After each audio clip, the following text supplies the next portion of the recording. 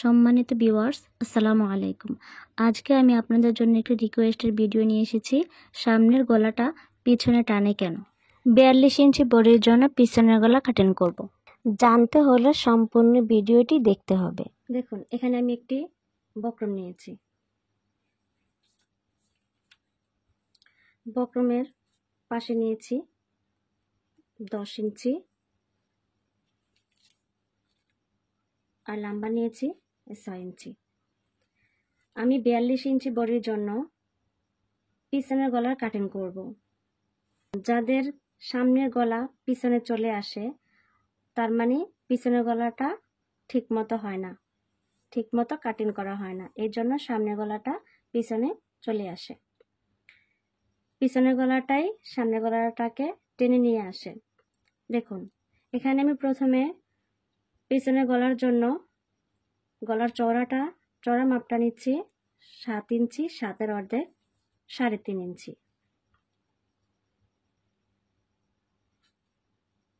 এটা হচ্ছে যদি বক্রমের উপরে গলা কাটিং করে তারপরে কামিজের মধ্যে বা জামার মধ্যে বসানো হয়, তাহলে এই নিয়মটা ফলো করতে হবে, এই নিয়ম অনুযায়ী কাটিং করতে হবে।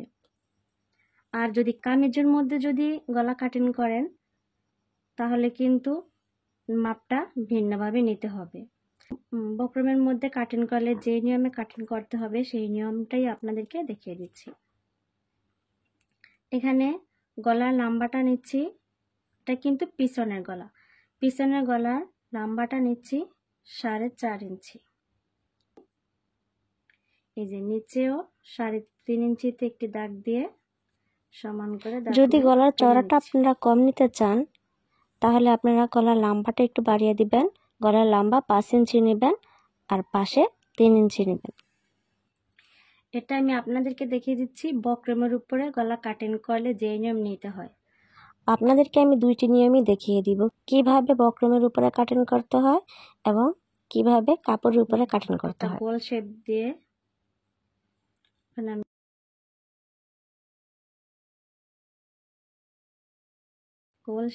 নিলাম। 1 ইঞ্চি পরিমাণ রেখে বাড়তি বক্রমগুলো আমি কেটে ফেলে দিচ্ছি। আমার ভিডিওটি উপকারে আসলে আমার ভিডিওতে একটি লাইক দিয়ে দিবেন, আর চ্যানেলে সাবস্ক্রাইব করে না থাকলে চ্যানেলটি সাবস্ক্রাইব করে রাখবেন। তারপরে এখান থেকে একটু বক্রম আমি রেখে দিব গলাটা সোজা হওয়ার জন্য। যখন আমরা কাপড়ের মধ্যে গলাটা বসাবো, তখন এই বক্রমটুকুর কারণে আমাদের গলাটা একদম সোজা থাকবে। আর যদি এটুকু কেটে ফেলে দিই, তাহলে কিন্তু আমাদের গলাটা বাঁকা বাঁকা হয়ে যাবে। এখন আমি এই দাগ অনুযায়ী এই সাইডে একটি দাগ দিয়ে নিচ্ছি।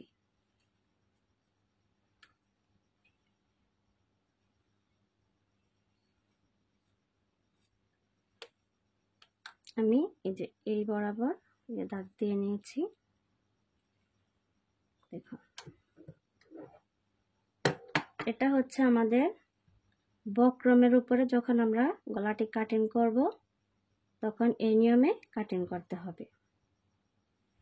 এখন আমি আপনাদেরকে দেখিয়ে দিচ্ছি কাপড়ের মধ্যে কোন নিয়মে নিতে হয়। এখন কাপড়ের মধ্যে কাটিং করে দেখাবো। এখানে আমি 4.5 ইঞ্চি নিয়েছিলাম লম্বা। এখন কাপড়ের মধ্যে যখন কাটিং করব, তখন আমি 4 ইঞ্চি 2 সুতা পরিমাণ নিব।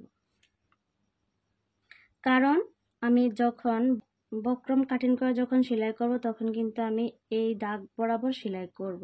আর কাপড় কাটিং করে যদি আমি সেলাই করি, তাহলে কিন্তু আমার এই 4 ইঞ্চি 2 সুতা পরিমাণ নিলে আমি এই 4.5 ইঞ্চিতে আমার কিন্তু সেলাইটা পড়বে। তখন আমার 4.5 ইঞ্চি সমান সমান হয়ে যাবে। পাশে নিচ্ছি 6.5 ইঞ্চি। 6.5 ইঞ্চির অর্ধেক হচ্ছে 3 ইঞ্চি 2 সুতা।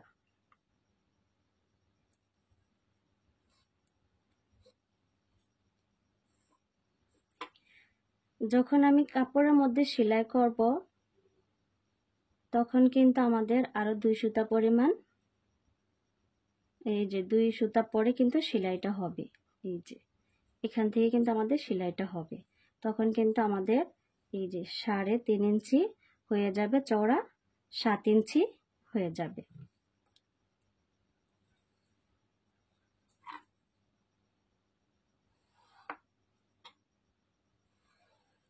কাপড়ের মধ্যে পাশে নিয়েছি 3 ইঞ্চি 2 সুতা, আর লম্বা নিয়েছি 4 ইঞ্চি 2 সুতা। এখন আমি গলাটি কাটিং করে নিচ্ছি। যদি আপনি কাপড়ের মধ্যে গলাটি কাটিং করার সময় পাশে কম নিতে চান, তাহলে আপনি গলার লম্বাটা 5 ইঞ্চি নিয়ে নেবেন, আর পাশে 6 ইঞ্চির অর্ধেক 3 ইঞ্চি নিয়ে নেবেন, তাহলেই হয়ে যাবে। আমি যে গলাটি কাটিং করেছি, আমি কাপড়টা কিন্তু কেটে ফেলে দিয়েছি। এখন আমি এই যে 3 ইঞ্চি 2 সুতা পরিমাণ নিয়েছিলাম, এখন আমি আরো 2 সুতার উপরে যদি সেলাই করি তাহলে কিন্তু আমাদের 3.5 ইঞ্চি হয়ে যাবে, আমার গলা চড়াটা 7 ইঞ্চি হয়ে যাবে। এখানে আমি নিয়েছি 4 ইঞ্চি 2 সুতা কাটিং করেছি। যখন আমি আর 2 সুতা পরিমাণ নিচে সেলাই করব, তখন কিন্তু আমার এখানে 4.5 ইঞ্চি হয়ে যাবে।